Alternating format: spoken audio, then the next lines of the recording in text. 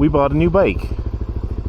It's the Yammie Noob Partzilla. I keep calling it the Revzilla. Yammie Noob Partzilla DRZ. And I got one thing to say to Yammie Noob. Ah!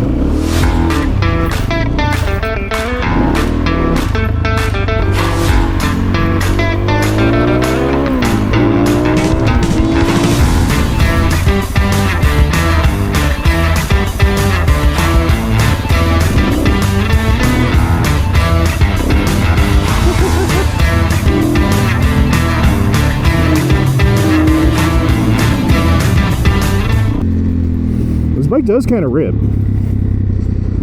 After I cleaned out the carb and did some stuff to it and had to replace some fuel lines, and it looked like first complaint, I suppose, we'll start there. The carburetor fuel line. Now, I'm not sure if it's the power jet or the, I don't know what all the jets are called on the Electron carb. I got to do some more research about it, honestly. The carburetor has two different sized nipples on it for some reason. So what you're supposed to do is, I mean, either get a new nipple, obviously, or get the smaller size nipple hose and stretch it over the big nipple. Because, you know, it'll hold the seal on both. It'll be a little bit stretched on the big one, but it'll work. Suzuki. Playing around with the carburetor because I needed to clean it off. I needed to take the hoses off. One of the hoses just snapped in my hand as soon as I touched it. Why? Oh, because he used the bigger hose and then just like heated it up with a lighter and like smushed it on there until it didn't leak gas or something. Ghetto repair number one. Alright, number two thing wrong with the Yammie Noob DRZ. The rear shock on this thing is smoked and has been smoked and will continue to be smoked until I either replace it or rebuild it or do something about it, because it's just fucked. There's more sag in the rear on this bitch. I don't know how to finish that sentence. There's lots of sag. Part of the reason why this bike sucks is because it doesn't feel right when you ride it, because the fucking rear suspension sucks. So the third reason why Yammie Noob's bike sucks are the front forks.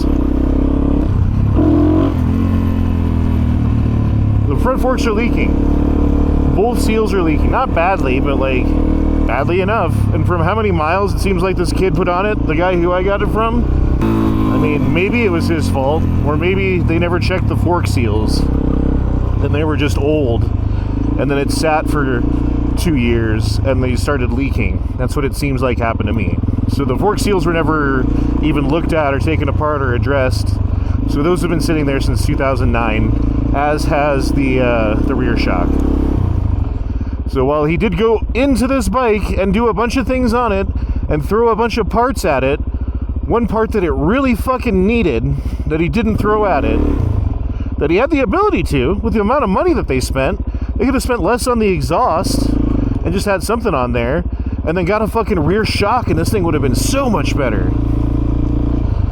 I mean, the exhaust is nice.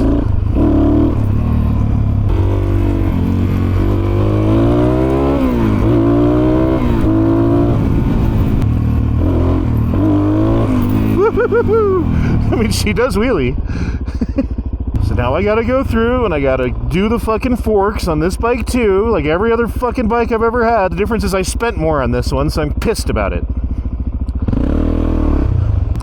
Alright, number 3 complaint.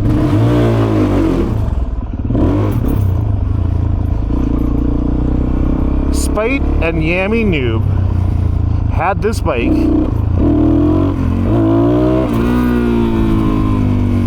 for what, 6 months? They were working on it, throwing parts on it, including a very expensive part, perhaps unnecessary, because you could have gotten the pumper carb and it would have been better. So supposedly, according to people who I have talked to. I'm just getting used to this bike and these people are watching me.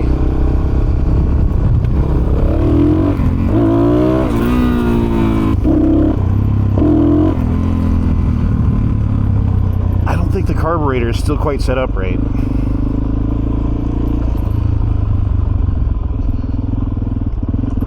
It has trouble starting when it's cold, so it's very cold-blooded. But that could just be the bike being a little older. I don't know. But again, you buying an older bike and putting your name on it and throwing a bunch of parts at it. And I guess I get it. The point was to refresh the bike and make it like new again. And putting the better carburetor on there, in theory, would wake the bike up, which it probably did a little bit. But not to the full potential. And not like the pumper carb that he should have thrown in it would have given him. So, there's that. The fifth thing. Gotta pull over for this one.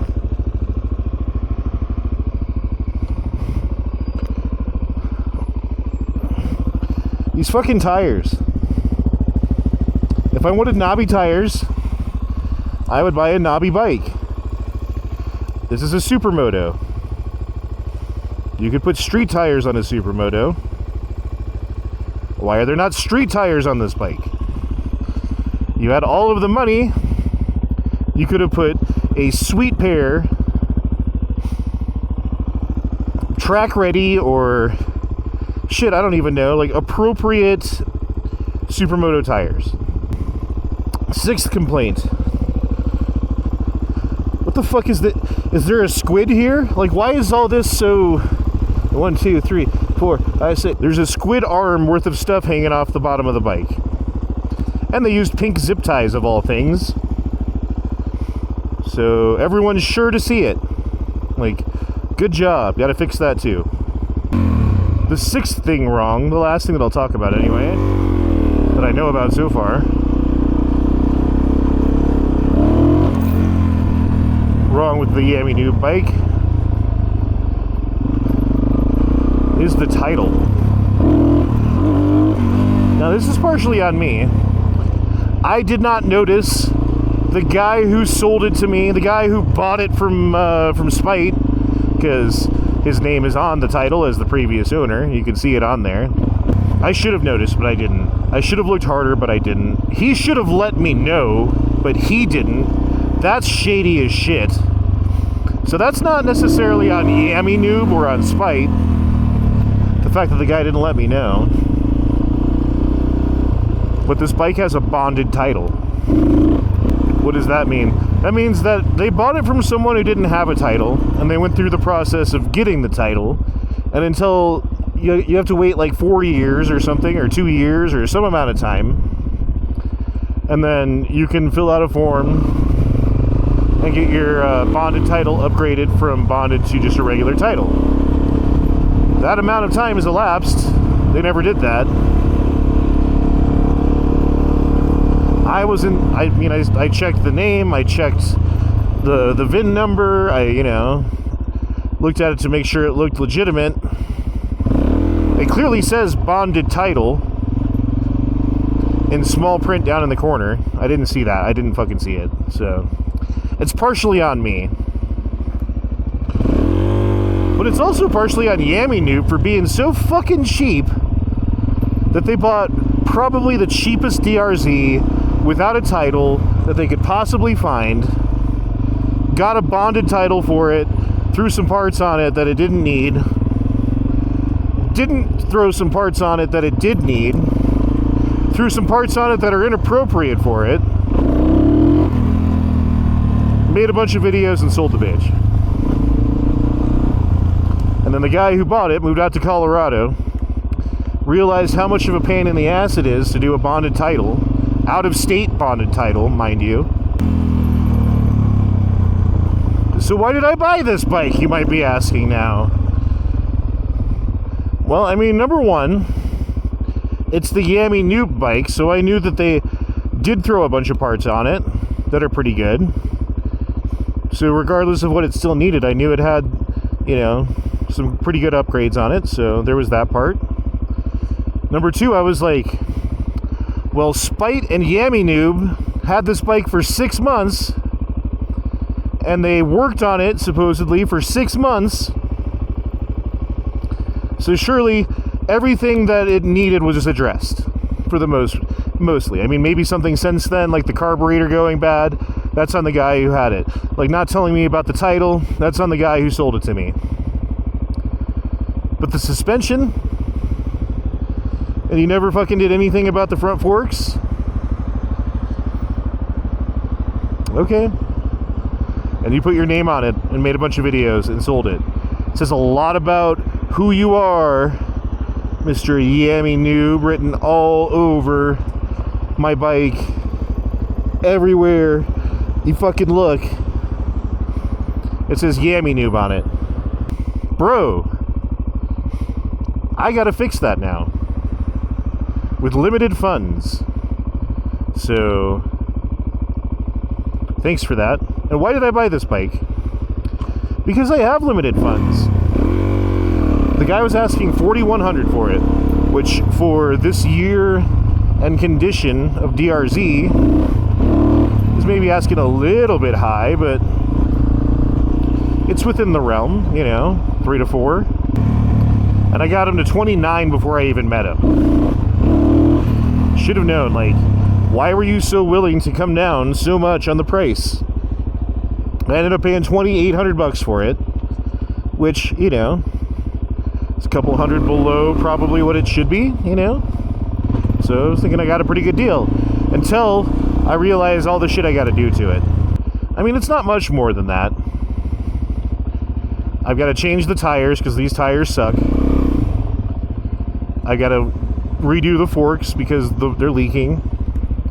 I've got to rebuild or replace the rear suspension because it's way too soft and probably it needs to be rebuilt at least. I mean, I basically bought this bike because if I wanted to get an, you know, I guess the unmolested kind, that it would have been more towards the $4,000 mark, which means I would have had to sell the KLR.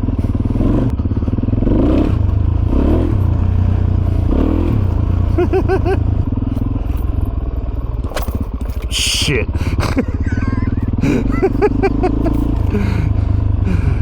Always look before you leap. I didn't look.